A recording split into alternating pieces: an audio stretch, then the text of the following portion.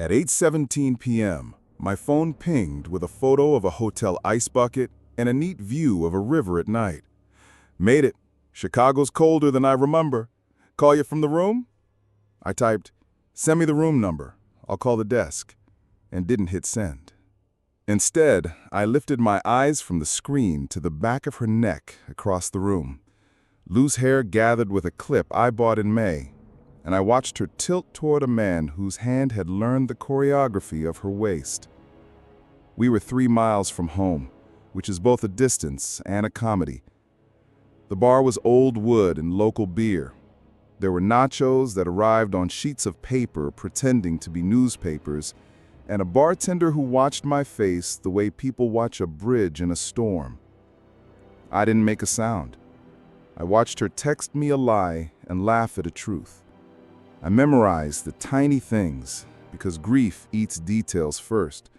The ring she had stopped wearing, the way she pulled a napkin apart into threads when she was lying even to herself, the unthinking turn of her body to make space for him, which is what love is when it's not yours anymore. We say we want closure. Usually, we want witnesses. That night, I wanted neither. I wanted air. I left cash on the bar like a bandage and stepped back until the door opened me into cold. On the sidewalk, 8:24, I finally replied, "Safe flight. Call when you can." The sentence looked heavier than it should, like a chair no one sits in despite its weight. The bartender followed with my jacket. He didn't ask. He said, "Want me to walk you to your car?" And meant, "I see you, and I will pretend we are both normal." I told him I was fine. I wasn't, but fine is how you walk out without borrowing anyone's spotlight. The road home knew me the way dogs know who belongs. I passed the hardware store with the bell you can hear even from your car. The light at Maple and 3rd held me on red longer than necessary, as if delays were a kindness. I didn't put on music. Silence makes honest introductions. The house met me with the old front step that always overperforms in ice, the porch lights set to warm, the mail slot whooshing a circular. The key did the thing keys do when they think they're the hero. It turned. Inside, her mug sat by the sink with a lipstick shape that matched nobody's confession. The cat made the sound a cat makes when the script is late.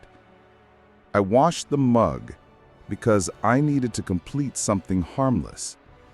I didn't look at wedding photos. I looked at the bill calendar on the fridge. Dignity often starts with accounts. I wrote a list: mortgage, electric, water, streaming services that still thought we were one person. Because paper doesn't argue. Don't punish the house for what happened at a bar, I wrote in the margin. It's easy to burn down architecture when what you want to torch won't hold a flame. In the bedroom, I opened drawers like you open a conversation you've rehearsed and always avoided. I took 2 shirts, 1 sweater, running shoes, a book I meant to finish, the charger she always forgot. I tucked a toothbrush in a sock, like a spy who didn't expect to like the work. On the dresser, our wedding bands lay in the little dish we once insisted on because adulthood required a dish. Mine had a dent from the time I caught my hand on a door handle in August, and she had laughed and said, "You're married to a house now." The sentence had always sounded cute until it didn't. I put the ring in my pocket, not as a gesture, as a habit. Some habits are small prayers. I slept on the couch because the bed had been told a story I couldn't interrupt. In the morning, the bar was a coffee shop, with sunlight pretending to be absolution. I went back because the bartender had been kind, and because strangers who see you when your life changes become less stranger than some family.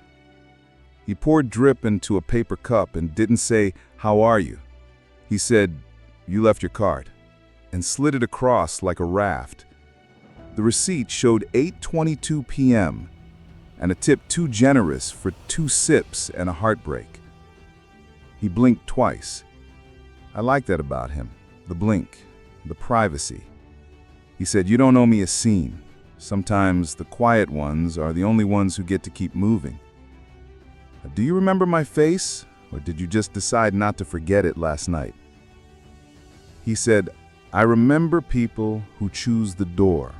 Most of us can't find it." "Do you know them?" I asked, nodding vaguely toward the past. "Everyone knows everyone," he said. "I don't know what that means." He didn't tell me his name. I didn't tell him mine. We were kind in the way witnesses practice kindness, by walking the conversation to the curb and stopping there. At 9:11, my phone buzzed. "Boarding soon, baby. You awake?" It was almost funny.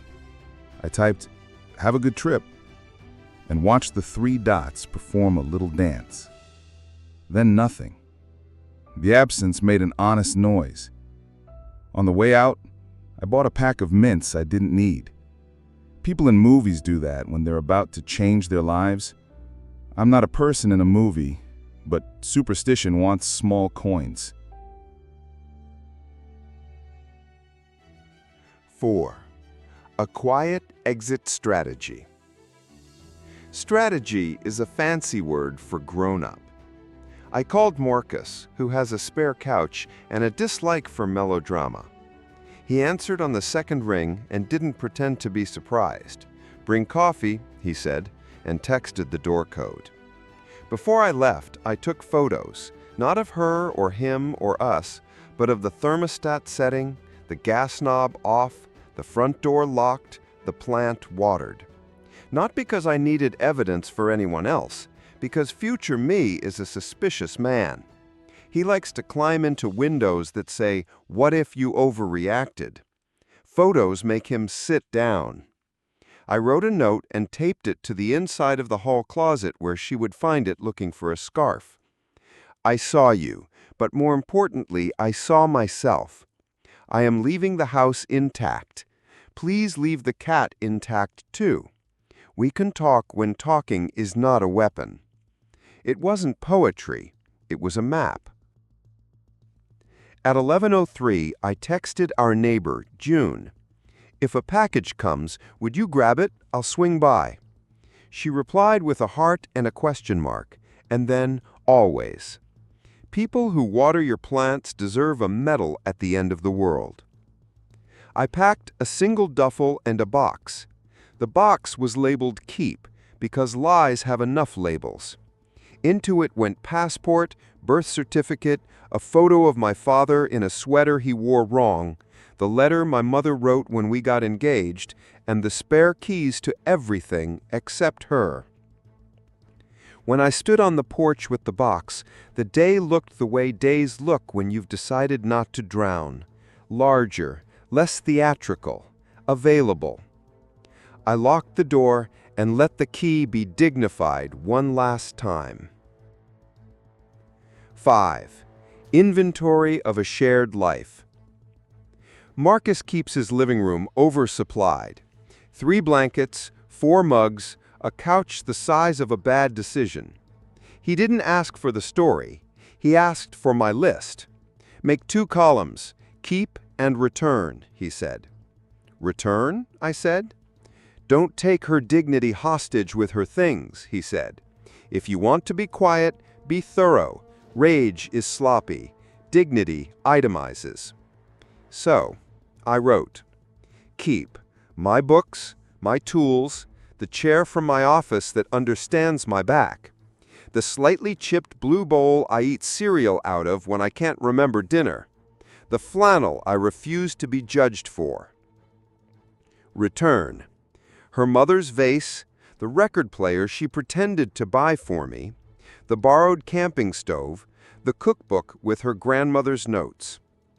Decide later, the rug we chose together and never vacuumed well enough, the table that held every argument and every apology, the painting we both hated and carried through 5 apartments because ant money. Marcus read the list the way you read a friend's lab results.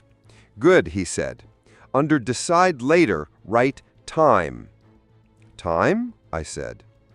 "Time decides so much better than you do in the first week," he said. "If you want something in a month, you actually want it." He made tea. I wanted coffee. He made tea anyway because tea assumes you will sit, and sitting is an underrated therapy. At 1:36, she texted a photo of a deep dish pizza that was aggressively not local. "Look what I'm not sharing with you." The joke's simplicity almost worked. I replied with a thumbs up, not because I'm petty, but because sometimes emoji are the safest nouns. 6. The drive that didn't ask for music. In the late afternoon, I drove without destination, not to avoid pain, to let it expand somewhere with room for it. The highway out past Miller's Pond has a stretch where the trees form a kind of cathedral of yes. I drove under it and spoke out loud to no one, which is maybe prayer if you remove the part where you expect an answer. I said, "We were happy, then we were less, then we were actors." I said, "I am not better, I am not worse. I am leaving because I refuse to add volume to a scene that doesn't need sound." I said, "I am allowed to be loved again." Saying the last part felt like a shoplifting I didn't get caught doing.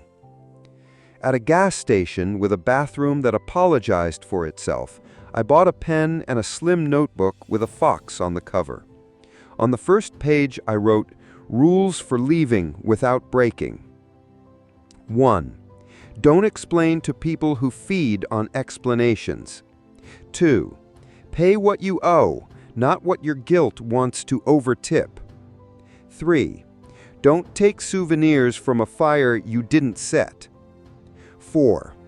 Eat real food before 4 p.m. 5. Call your mother when the urge is kindness, not when it's theater. 6.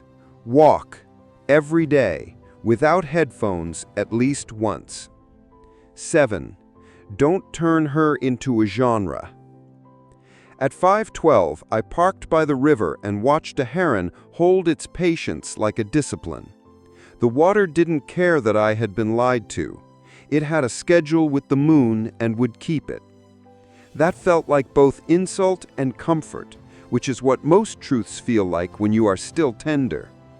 I didn't cry, not because I'm brave, because the body sometimes saves water for later. I texted June a thank you and Marcus a photo of the river. I wrote to the bartender, no name in my phone, just Bar Old Wood, and said, "Thanks for the jacket and for the quiet." He sent back a single sentence, "Doors are always there." It was either fortune cookie or wisdom. I chose wisdom because I needed some. 7. Her version, my silence. At 7:42 p.m., she sent a photo of O'Hare carpet, blue with abstract hope, and wrote, "Delayed, Chicago never learns." I looked at the picture like a person reading fiction in a mirror and let my thumbs idle over the keyboard until the urge to perform passed. Marcus was on the balcony chiffonading his bad basil with a butter knife. "You going to answer?" he asked. "I'm going to let her build the room she wants to live in," I said. "I'm not moving furniture." He nodded, in that way friends nod when they don't like your grace but respect its math. "Your silence is not permission," he said. "It's a wall." I drafted 3 letters I didn't send.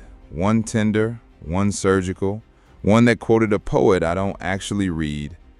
I deleted them all, because nothing I typed improved the oxygen in this apartment. I opened the Notes app and wrote a different kind of letter, not to her, to me. You are not owed a perfect ending. You are owed a beginning that doesn't ask you to beg. At 8:09, she tried again. Made it to the hotel. "River looks sharp tonight. Wish you were here." The photo was recycled. Same river, same room, same ice bucket. Taken last year on a weekend we bought on a whim to remember who we'd been. She'd cropped out my elbow and kept the skyline. There's a taxonomy for that doesn't require anger. I answered with, "Sleep if you can. We'll talk when you're back." She sent a heart.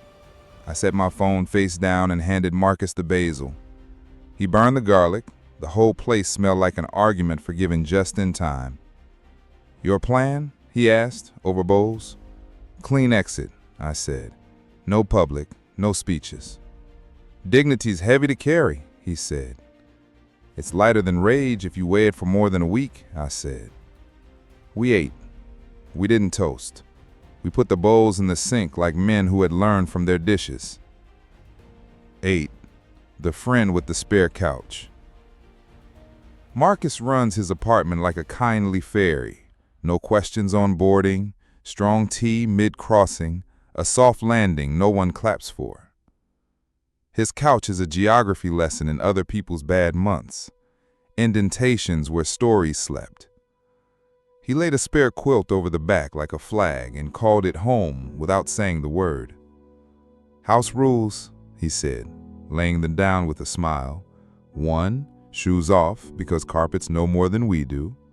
2, you're allowed to be quiet. 3, if you cry, use the blue towel, white ones judge. 4, we don't stalk, we calendar. 5, breakfast is fried eggs unless grief asks for pancakes. "Pancakes," I said. He made them too thin and too many. We ate leaning on the counter because chairs looked too decisive. He told me about a client who tried to return a blender after 4 years because it blended the wrong things, which is also a story about marriage if you squint. I laughed hard enough to remember the version of myself who laughs. At 10:23, his neighbor Ty knocked with a six-pack like a passport. "I heard there's a man on the couch. Here's carbonation." We sat on the balcony and didn't solve anything. Night made us reasonable, which is his kindest trick. When sleep came, it came in segments. 15 minutes, then a small swim, then the shore. The couch held. At 2:10 a.m., I woke with my hands making fists around air and uncurled them one finger at a time like a responsible adult. I wrote a list on my phone called "What I Keep That Isn't Things." I make coffee better than I apologize. I listen for the kettle before it whistles. I can leave a room without making it my stage. I remember birthdays. I like being useful, but I no longer audition for it. At morning, the light through Marcus's cheap curtains looked expensive. He slid a mug across the table and said, "Add, you pick good friends." I added it. It felt pompous and correct. 9. Lawyer who drinks tea, not blood. The lawyer's office smelled like paper and resolve. Anya wore linen and drank tea like a person who has refused coffee on principle for 20 years. She asked for facts the way a surgeon asks for instruments, by name, without drama. She said, "Goal." I said, "Clean, no spectacle, fair division, a path out that doesn't salt the neighborhood." "Good." She checked boxes that probably said, "Not a villain." Email, not text. Calendar your feelings, don't publish them. We'll request temporary arrangements for the house, utilities, cat, access windows. If she contests, we don't contest back, we document. Dignity is expensive, but rage accrues interest. She slid me a checklist with little squares that wanted to be filled.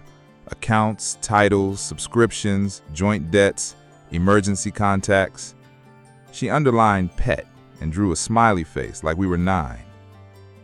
"Tell me about assets with stories attached," she said. "The rug, the table, the painting we hate." "Stories are the most dangerous assets," she said. "Give some away. Keep the ones that grow you." She looked at me over the rim of her mug. "Do I need you to be mean on your behalf?" "No, I need you to be right." "Right is quieter," she said. "I like quiet. It wins more." She drafted a notice that sounded like a librarian inventing manners. "This letter confirms temporary separation and proposes a schedule for division of property and occupancy." There were no insults inside. There were dates. There were verbs with no adjectives leaning on them for balance. I signed where I was told. She stamped something with the sound that could cure theatrical tendencies. In the elevator, I practiced saying, "We are separating," out loud, and found that the sentence didn't crack my teeth. On the sidewalk, I bought a bag of plums because grief had not canceled fruit. 10.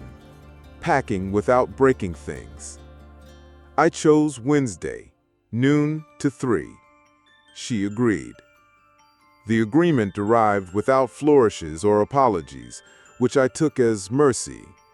When I pulled up, the cat greeted me with low-ranking forgiveness. The house smelled like lemon cleaner and something else that wanted to be called starting over. I packed like an archivist who loves the future. Books by spine, not by guilt. Tools wrapped in the t-shirts that already knew my shoulders. Cables folded into little sleeping snakes and labeled in a handwriting that has gotten me promotions. I put sticky notes on the things that would be left. Return to you, yours, decide later. On the table, I left a smaller note. Bless this mess. Because humor rescues wood from what humans do above it. She came in once, quiet as a correction, and stood in the doorway like a draft. We didn't trade lines. She put her hand on the back of the chair that knows my back and then took it away like you do when you touch a stove to test whether it's still hot. "Do you need a second box?" she asked, and I said yes, and she brought one with the brand name turned inside. On the fridge, I left the bill calendar up to date. Due date circled, auto pays checked. I topped off the litter because love is sometimes granular. I watered the plant that kept forgiving us. I labeled the spare keys. I shut the gas off and photographed the knob because future me is a prosecutor who distrusts his own compassion. At the door, I hesitated in the old way. She said my name like a receipt. I turned. Her face was tired in a way that matched me. "You're being very kind," she said. It wasn't gratitude. It was an observation about me she didn't want to forget. "I'm being practical," I said. "Kindness would involve a time machine." We didn't hug. We didn't pre-mourn. I wheeled the box past the porch step that always asked for attention and gave it none. 11. The call to her mother and mine. I called her mother first because decency is a choreography and I wanted to get the steps right. She answered with enthusiasm that assumed I was an errand of joy. When I explained, I spoke like a weather report. Clear, specific, no metaphors that make listeners reach for umbrellas. "People make mistakes," she said quickly, and then softer, "We make them more than once sometimes." "I'm not assembling a jury. I'm informing a calendar." "She loves you," she said, because mothers issue currency whose value they accept without checking the market. I loved her, and she loved me. That's not the point we're on. She exhaled a season. "Will you come to Thanksgiving?" "Ask me in October," I said, and meant, not this one. My mother listened the way she peels oranges, without waste. She asked, "Do you need me to hate anyone?" "No," I said, "I need you to ask me to eat." "Then I will, and I will be rude to no one in a way only I will notice. That's my art." We discussed logistics, the spare room, the cat, and the boxes that would live in her garage like exiled monarchs. She promised to label them better than I would, and I retired from the field with honor. After the calls, I sat in the car and let the silence fill the cabin like a measured pour. I didn't feel noble. I felt like a person taking out the trash before it stank. 12. The apartment with no photos yet. The place I found had north light and a balcony that offered a square of sky, like a reasonable promise. There were no photos on the walls because I didn't want to make the past rehearse for me every time I boiled water. The mattress came in a box and exhaled itself into usefulness. The first sound the apartment learned from me was the click of a kettle. I bought a table with room for two and ate at one end like a person who understands geometry but not yet how to sit in it. I folded towels on the back of a chair because drawers felt like commitment.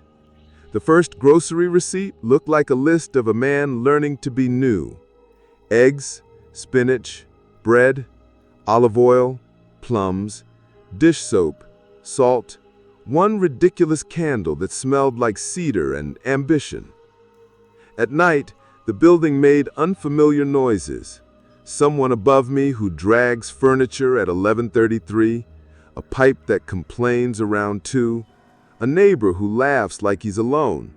I cataloged them until they became mine. The radiator sighed, the way old radiators do when they realize they are loved again.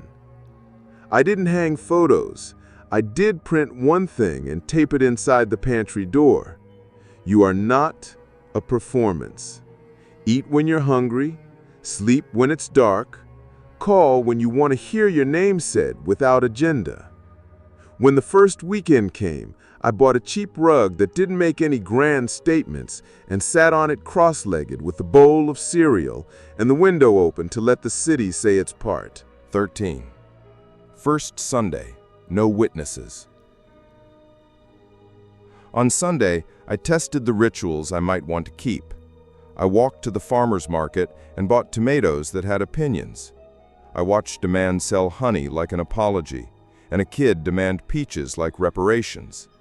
A woman in a sun hat offered me a sample of something I didn't need and called me love, the way only markets and small towns get away with. I bought flowers out of sheer peer pressure from the universe. I got a haircut from a barber who'd learned to keep a straight razor and a straight face.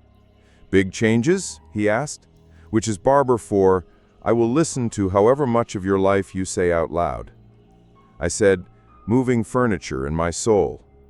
He said, keep the good chair, and tilted my head gently. At noon, I walked into a church by accident.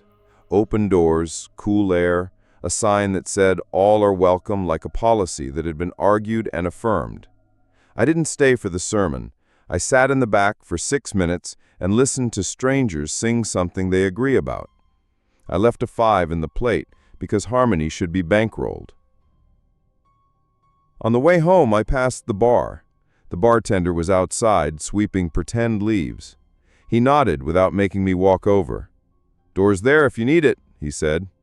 I said, today I need the sidewalk. He said, the sidewalk's a door. It just doesn't close. I put the flowers in a jar, and the jar on the table, and the table by the window where the light could find it. Then I sat on the floor and did nothing on purpose. No witnesses, no screens, just a person who had not drowned. 14. The apology I owe to myself.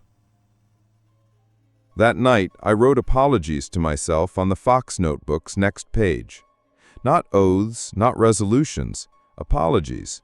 They felt more honest because they didn't require the future to be compliant. 1.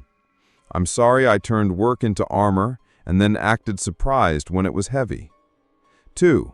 I'm sorry I mistook quiet for peace and let the cracks call themselves decor. 3. I'm sorry I tried to be her therapist, her locksmith, her stagehand, and called it love. 4. I'm sorry I argued with my gut and told it to bring data or shut up. 5. I'm sorry I practiced leaving in my head for months and then blamed myself for leaving with competence. 6. I'm sorry I made jokes when tenderness would have done. 7. I'm sorry I forgot to feed the part of me that isn't useful to anyone. I wrote one more, the hardest. I'm sorry I stayed the extra year because I loved the story of us more than the us we were. Then I wrote the antidote. I'm grateful I left before I made us an alibi. I closed the notebook and put it on the fridge under a magnet shaped like a tomato. If guests ever asked, I would say it was a recipe. It was. 15. What dignity sounds like. We met once to exchange keys because the post office loses more than letters. A small cafe, mid-afternoon, the hour when nobody is auditioning for dinner. She wore the sweater I bought in February, the one that made her look like a soft verdict. I wore neutrality and succeeded most of the time. We didn't make eye contact at first because sometimes faces carry voltage. She slid her key across the table as if it might refuse. I slid mine back on a ring with the garage fob and the little grocery tag that still thought we were a data point. The keys made the sound of small metal behaving. I decided that's what dignity sounds like. A latch catching once and then silence. She said, "I'm sorry," and the sentence was so late it arrived as archaeology. I don't know how to talk about all of it without making you carry it. I said, "You don't have to. We can leave it where it happened." She nodded, not relieved, not condemned, just a person who had found the edge of a map. She asked me, "Did you love me?" Not as an accusation, as a field note. "Yes," I said, "and I like myself too." It felt like cheating on an exam to say both and mean them. We didn't hug, we didn't bless. We stood, and the chairs made their small objections, and we let them.